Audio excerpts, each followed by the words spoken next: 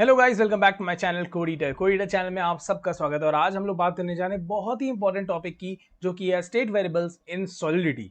तो इसमें हम लोग देखेंगे किस तरह से स्टेट वेरिएबल को डिक्लेयर किया जाता है, क्या क्या प्रॉपर्टीज होती हैं स्टेट वेरिएबल की, और क्या क्या चीजें हमें पता होनी चाहिए अपने स्टेट वेरिएबल्स के बारे में, ताकि हम इसको इफेक्टिवली अपने कॉन्ट्रैक्ट में यूज कर पाए। तो आइए चलते हैं अपनी रिमिक्स आईडी की स्क्रीन पे। तो आ गए हम लोग अपने रिमिक्स आईडी पे, और अब हम लोग देखेंगे स्टेट वेरिएबल्स के बारे में। तो स्टेट वेरिएबल्स क्या होते हैं? कोई भी वेरिएबल जो आप कॉन्ट्रैक्ट लेवल पे, मतलब इस कॉन्ट्रैक्ट लेवल पे डिक्लेयर करते हो, वो हमारे स्टेट वेरिएबल होते हैं। मतलब जैसे अगर मैंने यहाँ पे लिखा UINT, मतलब कि अनसाइंड इंट एज, तो ये हमारा एक स्टेट वेरिएबल कहलाता है। जी हाँ, ये हमारा एक स्टेट वेरिएबल कहलाता है। तो स्टेट वेरिएबल की क्या क्या प्रॉपर्टीज होती है? सबसे पहली प्रॉपर्टी और जो सबसे इंपॉर्टेंट प्रॉपर्टी है वो ये है कि ये हमारा ब्लॉकचेन में स्टोर होता है। मतलब कि जब आप इसको डिक्लेयर करते हो तो ये बेसिकली आपके ब्लॉकचेन में परमानेंटली स्टोर होता है, कॉन्ट्रैक्ट स्टोरेज में जाके एकदम परमानेंटली स्टोर हो जाता है।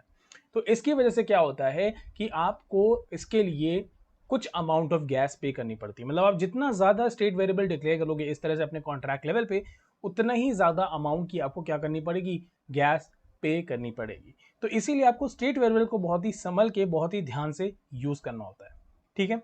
अब जब हम लोग बाय डिफॉल्ट, जैसे कि हम बात करें कि कोई भी वेरिएबल डिक्लेरेशन की बात करते हैं अपने मतलब अपनी सॉलिडिटी प्रोग्रामिंग लैंग्वेज में, तो बाय डिफॉल्ट इसमें जो वैल्यू होती है वो उस पर्टिकुलर डेटा टाइप की एक डिफॉल्ट वैल्यू होती है। इसका मतलब क्या है कि सॉलिडिटी में हमारे कोई भी नल या फिर नन का कॉन्सेप्ट नहीं होता, जैसे हमारे दूसरी प्रोग्रामिंग लैंग्वेज में होता है। सी में नल का कॉन्सेप्ट होता है, पाइथन में नन का कॉन्सेप्ट होता है, बट इस तरह का सॉलिडिटी में कुछ भी नहीं होता।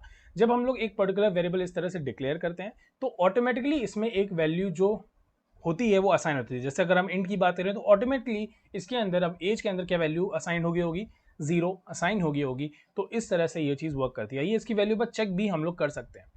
तो यहाँ पे पहले हमें लिखना होगा पब्लिक। तो पब्लिक लिखने की वजह क्या है?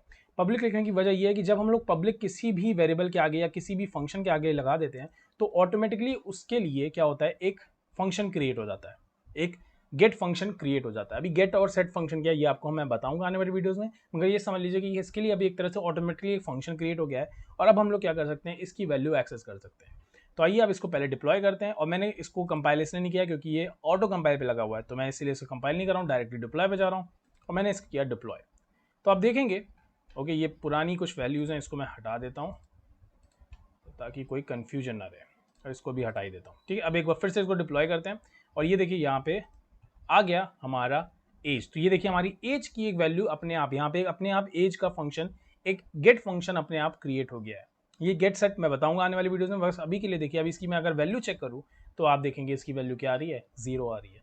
तो बाय डिफॉल्ट जो भी वेरिएबल्स हम लोग डिक्लेयर करते हैं अपनी सॉलिड प्रोग्रामिंग लैंग्वेज में, उसकी कुछ ना कुछ अपनी एक सर्टेन वैल्यू होती है। जैसे int की केस में ये 0 होती है। ठीक है। अब दूसरी इंपॉर्टेंट चीज जो आपको ध्यान देनी है कि जब आप एक स्टेट वेरिएबल डिक्लेयर करते हो तो इसमें आप ये चीज नहीं कर सकते। मतलब आपने एक बार इसमें स्टेट वेरिएबल डिक्लेयर किया, अगर आपने सोचा कि अब मैं इसके अंदर असाइन कर दूं एक वैल्यू, तो ये चीज रॉन्ग है। अगर आप ध्यान से देखेंगे तो ये कंपाइल एरर है कि एक्सपेक्टेड आइडेंटिफायर बट गॉट। तो यहाँ पे एक एरर आ रहा है, क्यों? क्योंकि आप स्टेट वेरिएबल को इस तरह से इनिशियलाइज नहीं कर सकते। अगर आपको स्टेट वेरिएबल को इनिशियलाइज करना है तो आपको क्या करना होता है, या तो आप शुरू में ही यहाँ पे पहले से जब आप डिक्लेयर करते हैं उसी समय आप इसको इनिशियलाइज कर दीजिए, ये आप कर सकते हैं। या फिर आप क्या कर सकते हैं, कंस्ट्रक्टर क्रिएट कर सकते हैं। कंस्ट्रक्टर भी हम लोग आने वाले वीडियोस में देखेंगे। और इस कंस्ट्रक्टर के अंदर आप क्या कर सकते हैं, एज को वैल्यू को असाइन कर सकते हैं। मैं यहाँ से इसको हटा भी दूँ तो देखिए एरर नहीं आएगा। तो ये दूसरा तरीका हो गया। तीसरा तरीका किस तरह से आप इनिशियलाइज कर सकते हैं अपने एज के वेरिएबल को, वो ये है कि आप क्या कर सकते हैं कि एक गेट फंक्शन बना सकते हैं। एक गेट फंक्शन मतलब एक तरह से सेटर फंक्शन बना सकते हैं। तो फंक्शन सेट, यहाँ पे लिखा मैंने एज और इसको किया पब्लिक, और यहाँ पे मैं इसके सामने ब्रैकेट्स लगा दूँ। ठीक है, तो ये है, हो गया हमारा फंक्शन। अब हम लोग यहाँ पे लिख सकते हैं as equal to let's say 10। तो यही सिर्फ 3 तरीके हैं जिसके थ्रू आप स्टेट वेरिएबल को क्या कर सकते हो, इनिशियलाइज कर सकते हो। इसके अलावा आप डायरेक्टली जैसे मैंने बताया ऐसे नहीं कर सकते, ये आपको एरर देगा। इस तरह से आप नहीं कर सकते अपने स्टेट वेरिएबल के केस में। तो आई होप ये चीज़ आपको समझ में आई होगी। अब जो दूसरी इंपॉर्टेंट चीज़ है आपको स्टेट वेरिएबल के बारे में पता होनी चाहिए, वो ये है कि ये जितने भी स्टेट वेरिएबल जब हम लोग डिक्लेयर करते हैं तो ये सब कुछ कंपाइल टाइम पे होता है। कंपाइल टाइम का मतलब क्या है कि जैसे अगर मैंने ये आपने देखी, ये मैंने ये एक तरह से कॉन्ट्रैक्ट लिखा, ठीक है। इसको एक बार यहाँ से हटा देते हैं, फिर से इसको एक बार डिप्लॉय करते हैं, ठीक है। मैंने इसको यहाँ पे डिप्लॉय किया, तो ये मैंने डिप्लॉय किया और ये हमारे यहाँ पे आ गया, ठीक है। तो अब यहाँ पे देखेंगे सेट एज और एज दोनों वैल्यू आ रही है। एज करूँगा तो मुझे एज की वैल्यू मिल जाएगी जो अभी 0 होगी। मैं जैसे ही सेट एज करूँगा तो अब वैल्यू हो गई होगी यहाँ पे 10, ठीक है।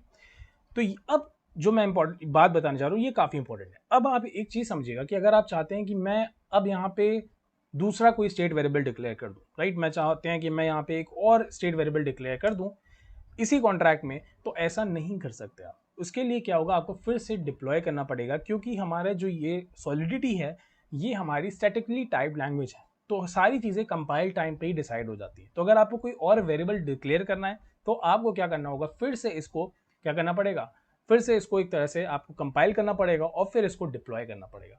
तब आपके पास एक न्यू इंस्टेंस आएगा, जैसे कि UINT मैंने लिखा पब्लिक, यहाँ पे लिखा मैंने लेट्स से, चलो ठीक है नेम ना लिखे, अच्छा चलो नंबर लिख लेते हैं, नंबर, ठीक। अगर आप यहाँ पे देखेंगे तो ये चीज़ आपको यहाँ पे नहीं दिखेगी अनटिल और अनलेस आप क्या करेंगे, क्योंकि मेरा ऑटो कंपाइल पे तो इसने फिर से कंपाइल कर दिया है। अब मैं इसको यहाँ पे डिप्लॉय करूँगा तो आप देखेंगे कि नया इंस्टेंस, इसे हम कह सकते हैं ये इंस्टेंस है, ये हमारे पहले कॉन्ट्रैक्ट का इंस्टेंस था जिसमें ये चीज़ें डिक्लेयर थी, स्टेट एज और एज, और ये हमारा दूसरा इंस्टेंस है। अब यहाँ पे आप देखेंगे तो देखिए 3 चीज़ें हमें दिख रही हैं, नम, एज और सेट एज। एज जिसमें कि एज की वैल्यू होगी, नम जिसमें नम की वैल्यू होगी, और ये सेट एज देखेंगे तो यहाँ पे अब मेरी वैल्यू हो गई हुई 10। मतलब इसके पहले वाले में देखेंगे तो पहले से ही सेट थी। क्यों? क्योंकि ये सारी चीज़ें कंपाइल टाइम पे होती हैं, ये डायनेमिकली टाइप लैंग्वेज नहीं है। तो इसीलिए जब भी आपको नया स्टेट वेरिएबल डिक्लेयर करना है तो आपको बार बार उसे क्या करना पड़ेगा, कंपाइल करना पड़ेगा और फिर उसको डिप्लॉय करके चेक करना पड़ेगा। तो ये चीज़ आपको पता होनी चाहिए हमारे स्टेट वेरिएबल के केस में। आई होप ये चीज़ आपको समझ में आएगी कि मैंने क्या किया और क्या बताया है, ठीक है। अब आते हैं दूसरी चीज़ समझते हैं, या फिर कुछ इंपॉर्टेंट पॉइंट जो हमने अभी डिस्कस किए उसको समराइज करते हैं।